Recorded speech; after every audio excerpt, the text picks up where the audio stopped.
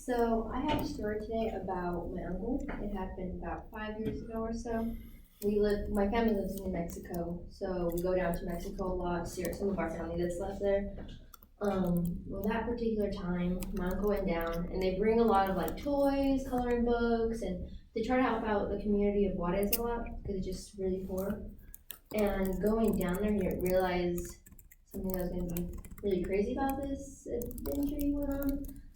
He went to go help a certain family, and they needed some help on their farm. So he went, and he was thinking, okay, I'm just gonna help them with like hay or something, help them with like maybe water, and because they still use wells down there. And as he went down, he didn't realize that he was getting himself into like a drug thing where they were needing some money. They wanted to hold them captive so they could ransom our family for money, and it didn't end up working. And I guess that family kind of owed a lot of money toward a lot of the cartels. And thank God he was able to get back home safe. And the family that owed that money, one of their daughters actually ended up dying. And a little explicit, but they would in Mexico there's a lot of bars on the windows. They put her body like parts on those things to make it a public thing so people would know, like, if you owe money, you need to get it paid to us or there'll be consequences for it. So that's one of the stories I want to tell you. And Times News reported in 2017 that there were more than 29,168 homicides that included drug and sex trafficking of innocent people being killed. I'm going to describe the everyday struggles people in Mexico go through and see. It is our duty as a country to help Mexico and help them get this sorted out because of the dangers such as drug cartels, sex trafficking, and government corruption. There are drug wars right now, and it is a billion-dollar industry. The most popular cartels include the Sinaloa cartel, Tijuana, and Juarez cartel. BCC News reported in 2011 that 12,903 people were killed in the first 9 months over drug violence. The drug cartels, they fight over territory, drug sales, and aiming for dominance. Men in Netflix's documentary called Cartel Land, they claim that they live this dangerous life to put down the table. They put food on the table and roof over the children's head. But no one wants to live a life that means you may never see your children grow up. If you've ever been to Mexico, you can see, especially Juarez, as soon as you get straight past that border, it's poor. There's people that live in boxes. There's people that their kids are on the street. They'll be young as 4 to 6 years old selling homemade little things, little whistles, selling homemade food. It's very, very, very poor. They do anything they can to survive, even if it means being in this drug industry.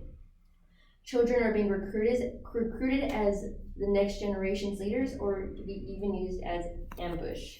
I had cousins who lived on one of the streets, and there were kids, and on each side of the neighborhood, you would see them in different colors. White, which my cousins were, was neutral. That means they weren't involved. One side was red, one side was blue, one side, and that was, you cannot pass that territory. That's theirs. So I think that was really crazy seeing how young they were. Instead of going to school, they were in this drug gang so young. There's a lot of sex trafficking that goes on. Zetas is the most popular Mexican gang for sex trafficking. The U.S. Department of Safety reported that 135,000 children in Mexico are being exploited in prostitution and pornography each year. Real quick, my slide didn't come up, my pictures. Okay, I'll just pull them up. Go back on the drug wars thing. I had a kind of a map of Mexico, and it kind of showed that every bit of Mexico was full of each gang, and you could kind of see where it's separated from each city. There was a part where the Sinaloa cartel, it was just tons of it was taking over just a huge part of Mexico. Mexico is huge.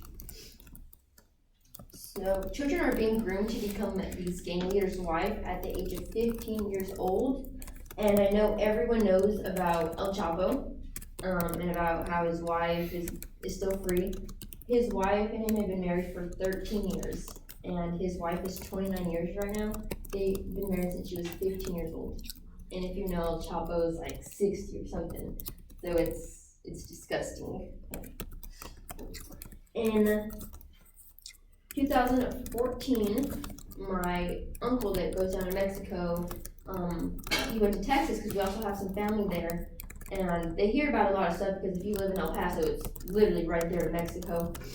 There was an ad out about rich men wanting to take girls on spring break to Mexico. These rich men, they let them buy as much as they want. They give them the dream vacation for a whole week. Little did these girls know that they would be smuggled across the border and sold into prostitution. They would be sold for $3,000 to a boss who would buy these girls an outfit, then resell them to another guy, or they just be passed along. They'd get branded, and they would get told, if you were to leave, we'll kill you and we'll kill everyone that you've ever known or loved.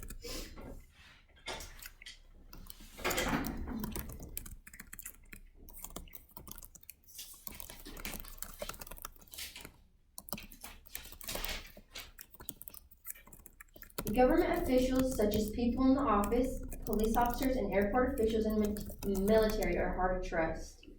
There is no safety in Mexico because you don't know who's going to be on the good side, who's working on both sides. Say something happened, say someone got raped in your family, say you're trying to, rat out on a gang leader, and you told the wrong person, you could be viciously killed for that because you're considered a rat, and that's one of the worst things to be in Mexico. Public body parts are shown as punishment, just as the first story that I told you all. There is considered to be a lot of dirty money in Mexico because say you were a airport official and those drugs have to get across the border, you would pay them off, they would turn a blind eye and you would get those drugs over, which happen more than we know it happens. There are also deals in the office. Say if someone wanted to be in the office, be the governor, you pay off these people, or you pay the drug cartels. They lend you all this money, you get all this money to support you, and you win. And like in return, you turn a blind eye. You don't call raids on them. You don't call arrests on them or anything like that at all. And therefore, as a strong country, we should help our countries like Mexico kind of sort out all their troubles that they have because we can, because of our strong military, because no one should have to witness drug cartels, sex trafficking, and corruption of the government. And that's my plea. Thank you.